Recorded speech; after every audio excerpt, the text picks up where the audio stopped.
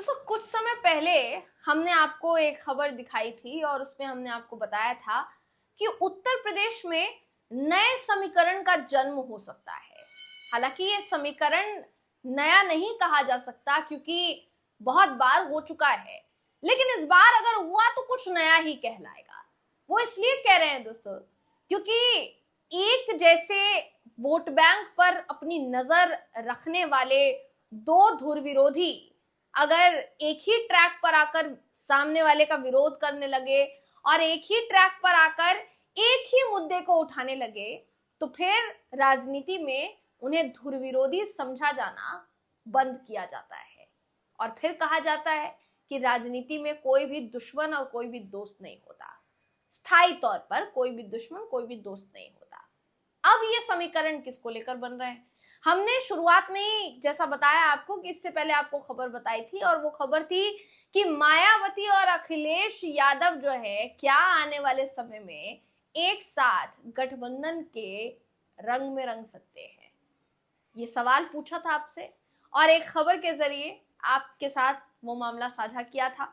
अब फिर से मायावती ने कुछ ऐसा कह दिया है जिसके बाद इन संभावनाओं को बल मिल रहा है, अटकलें शुरू हो गई है। क्या कुछ कहा है ये जानने के लिए आखिर तक बने रहिएगा दोस्तों। वीडियो में आगे आपको बताऊंगी कि पूरा मामला क्या है। आखिर तक इस वीडियो को जरूर देखिएगा। नमस्कार, मेरा नाम है जयंती झा और आप देख रहे हैं न्यूज सर्कल।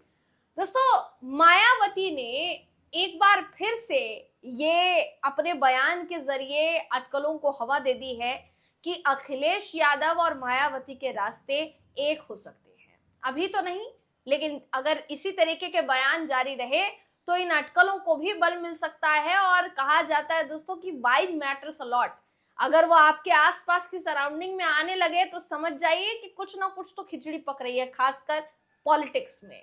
आपकी स्क्रीन पर इस समय मैं वो खबर आपको दिखा रही हूँ जिसके मुताबिक मायावती ने देखिए बड़ा बयान जो है दिया है और ये जो बयान है ये मेल खाता है अखिलेश यादव की उस मांग से जो अखिलेश यादव समेत विपक्ष के कई दल जो है कर रहे हैं।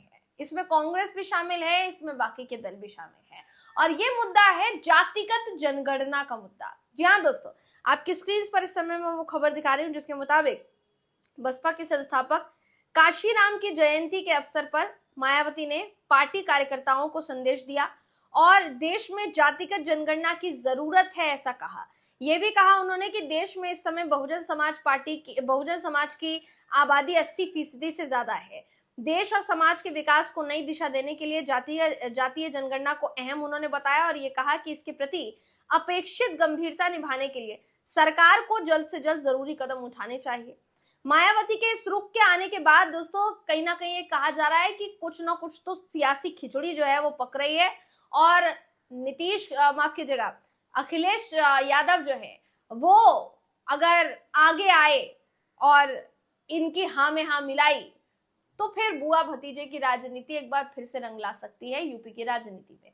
खबर का कहना है काशीराम जयंती पर कार्यकर्ताओं को संदेश देते हुए सोशल मीडिया प्लेटफॉर्म एक्स पर मायावती ने बसपा को बहुजनों की सबसे हितैषी पार्टी जो है वो बताया। बहुजन समाज के लोगों का कल्याण बसपा सरकार के समय ही हुआ, ये भी उन्होंने कहा। पार्टी संस्थापक काशीराम की बात को दोहराते हुए मायावती ने कहा कि इस समय के लोगों को अपने वोटों की ताकत को समझना होगा। अपने उद्धार के लिए उन्हें सत्ता की चाबी अपने हाथ में लेनी होगी।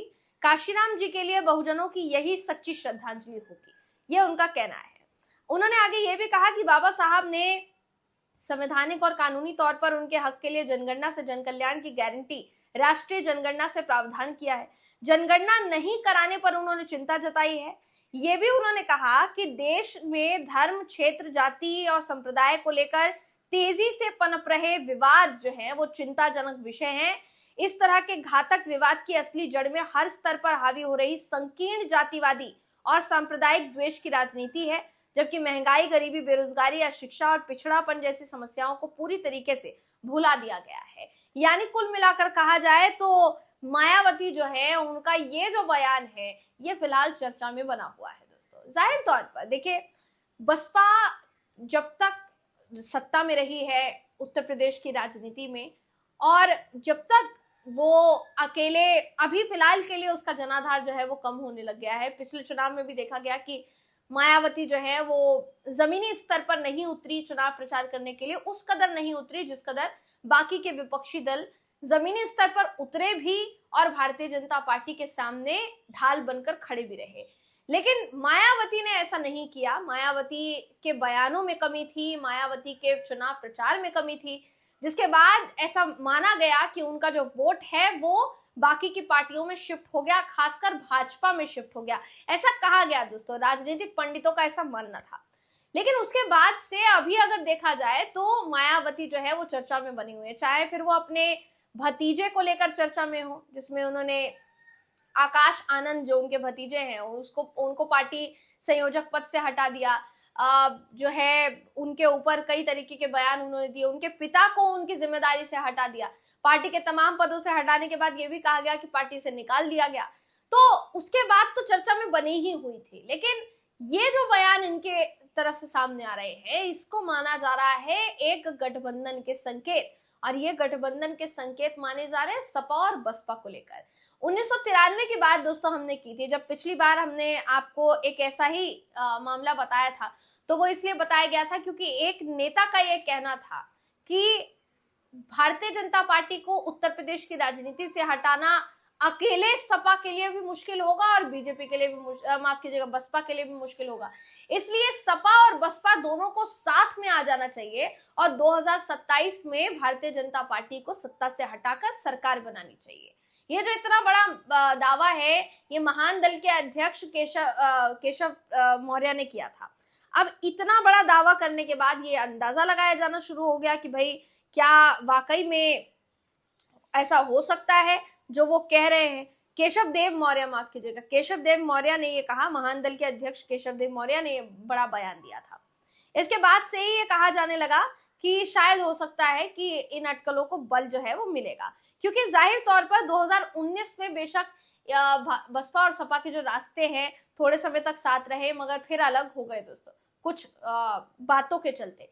मगर 1993 को जब आप याद करेंगे तो 1993 में जिस वक्त मुलायम सिंह यादव भी थे, उस समय दिसंबर 1992 में अयोध्या में विवादित ढांचा जो है उसको गिरा दिया गया था, और उसके ठीक बाद साल 1993 में विधानसभा चुनाव हुए जिसमें सपा और बसपा ने मिलकर सरकार बनाई।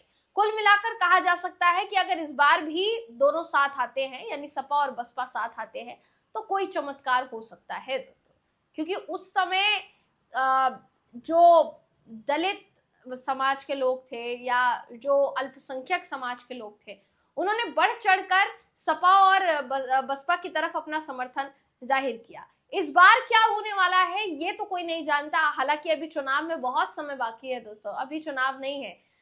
2027 में बताया जा रहा है विधानसभा चुनाव होने की संभावना है उत्तर प्रदेश में। उससे पहले क्या ये राजनीतिक समीकरण कोई नया गुल खिला सकते हैं यूपी की सियासत में? आपको क्या लगता है? अगर अखिलेश यादव और बसपा प्रमुख मायावती साथ आते हैं तो क्या समीकरण जो है उत्तर प्रदेश में वो बदल सकते हैं, भाजपा के खिलाफ जा सकते हैं? आपकी राय क्या है कमेंट करके हमें जरूर बताइएगा। अगली वीडियो में आपसे फिर मुलाकात होगी, तब तक के लिए नमस्कार।